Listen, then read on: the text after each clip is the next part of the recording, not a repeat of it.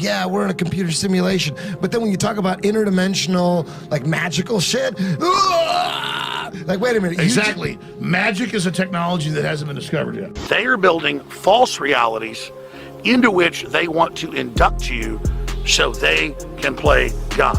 The elite literally believe The CIA claims torture works. Now, they're talking about physical torture. Now, no touch torture, it's a whole new topic, a whole new category. Most people don't believe it's happening. You can be tortured in your own home. No one will believe you. But this is torture, and I want there to be no doubt about it. This is torture, destruction of life, and a destruction to misery for all these people. And it's a war crime. It's a crime against humanity for sure.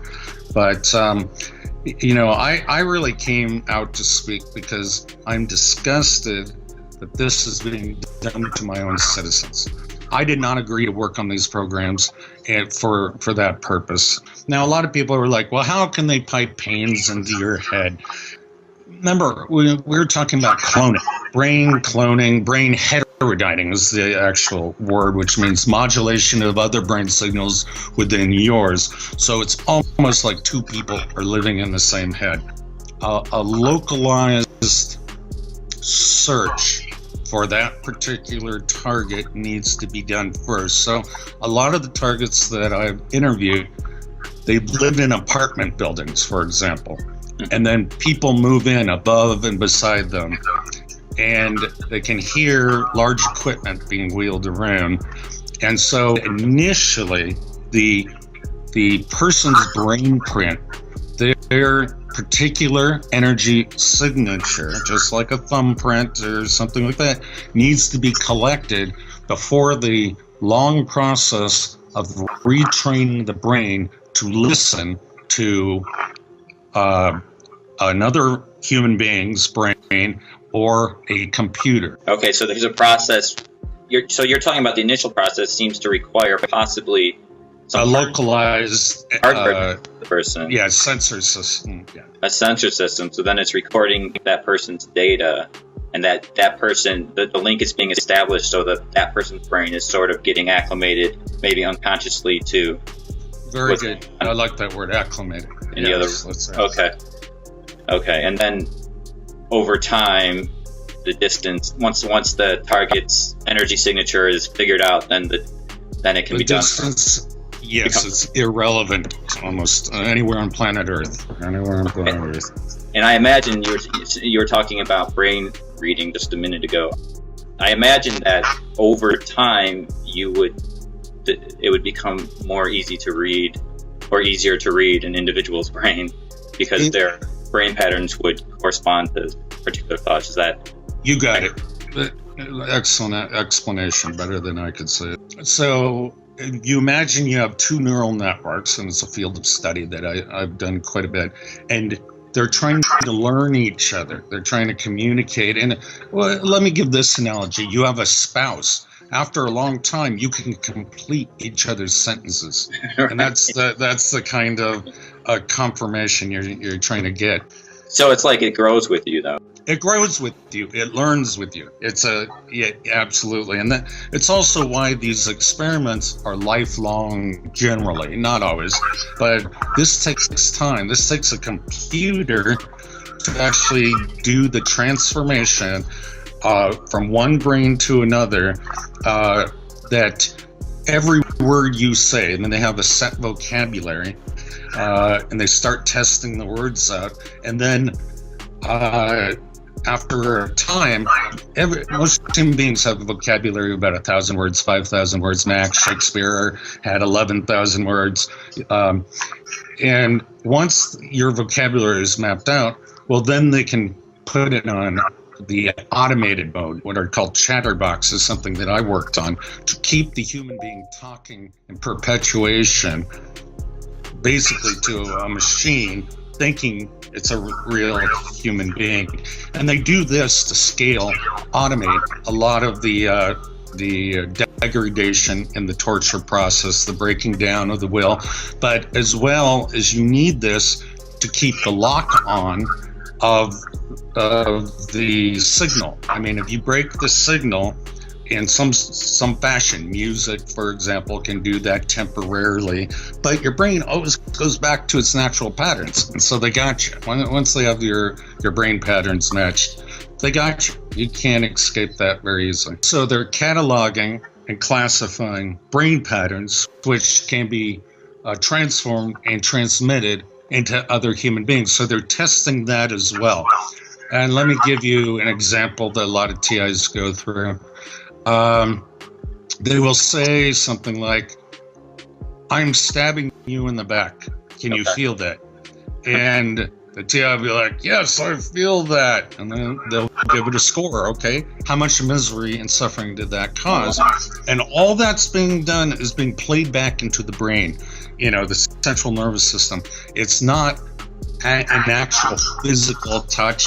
There is no harm being done in terms of the physicality of the individual, but they'll go through these like 3 a day different tortures. Okay, we're gassing your eyes with tear gas, and their eyes will actually tear up. There will be a response, and they'll itch and they can't see.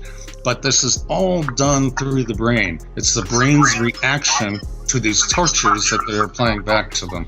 We call it no-touch torture, and so the assumption for most human beings, well, if I don't see blood or mutilation, it can't be that bad. Well, what the brain perceives is far worse than that. In fact, the pains are amplified, sensitized, and are extremely vulnerable to these circuits being stimulated. You got to remember, this is called offensive information warfare technology. So it's just like hacking a computer. You are trying to crash that computer. You're trying to crash that human being. And you map out all of the motivations we have, primitive motivations, due to genetics, as well as the cultural motivations. And then you try to manipulate them by messing with those buttons. And that can include altering emotions, which are very important to our behavior. And so they call these emotional signature clusters. And you can read them quite clearly. This isn't classified information. But it's interrogation and torture has a lot of purposes.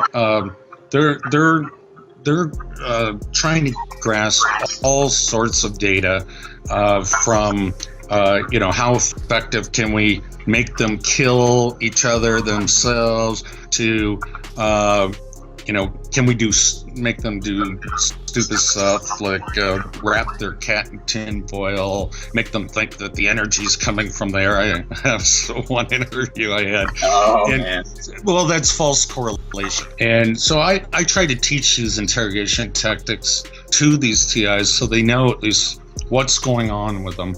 And one of the techniques that they're practicing is they give a group, and we'll call them the psychic warriors. How's that? We'll call them the psychic warriors. Give them a good name.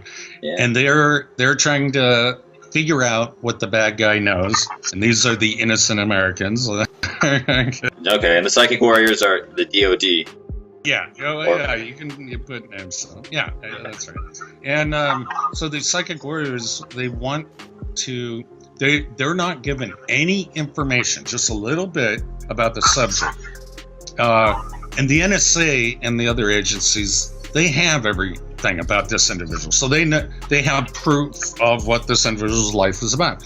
So these handlers or psychic warriors are trying to get as much information from the target as they can by walking them back through their history. Well, you told us this, we know this about you, and making them erase their memory.